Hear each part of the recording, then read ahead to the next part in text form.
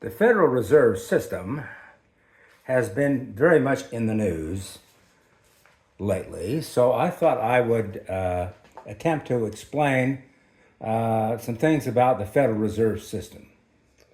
So first, some history. During the 19th century, we had a bank failure. We had a general bank failure about every 7 years or so. And why was that? Well, one of the reasons that we had so many bank failures is that there was no lender of last resort.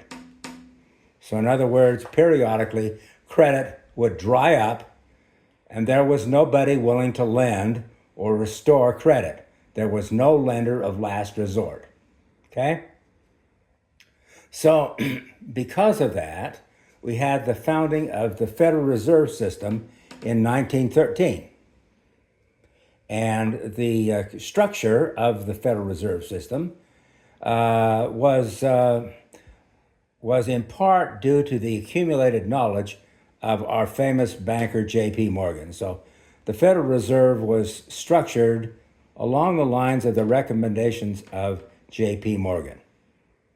And the Federal Reserve was set up to be a lender of last resort.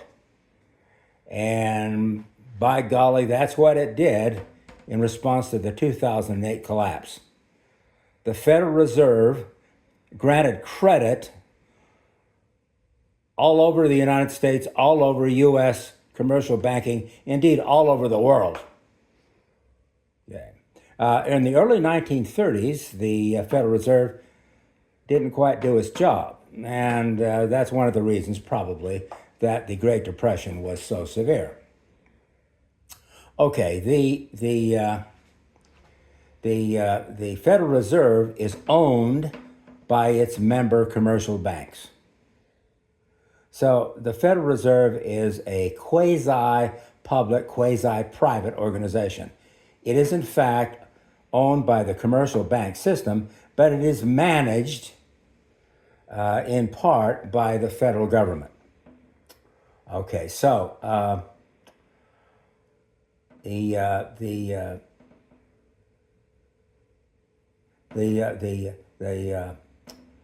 Federal Reserve is managed by a board of governors appointed by the president and confirmed by the Senate, and these appointments are staggered. And also the chair of the Federal Reserve, currently Powell, he also has a staggered term. Why do they have staggered terms on the Board of Governors? This is to try to prevent the Federal Reserve System from being unduly subject to political forces. Okay? Now, the Federal Reserve System has a headquarters, and it also has a network of regional banks. Okay? Now, each commercial bank belongs to one of the regional banks.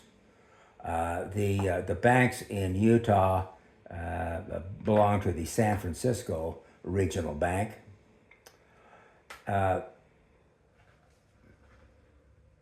There is, I should mention that each one of these regional banks has a president, okay? Okay? And by the way, each commercial bank must maintain reserves in their respective regional bank. Okay, now,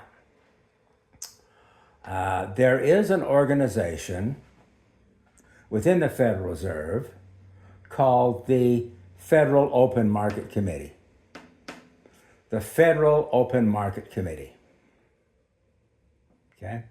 And the Federal Open Market Committee consists of the Board of Governors and also some of the presidents of the regional banks.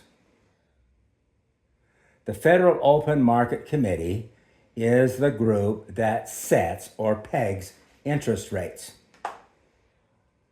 So we're going to talk about how the Federal Reserve sets or pegs interest rates. Now, if you listen to President Trump, you would think that the chairman basically just by fiat sets what the interest rate is going to be. That's not how it works. The Federal Open Market Committee basically decides what the interest rate is going to be, and it does it like this. If the Federal Open Market Committee wants to lower the interest rate, it buys federal securities on the open market.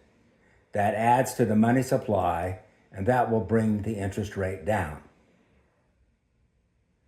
If the Federal Open Market Committee wants to raise interest rates, it will sell federal securities on the open market. That will bring money inside the Fed, and that will decrease the money supply, and that will raise interest rates.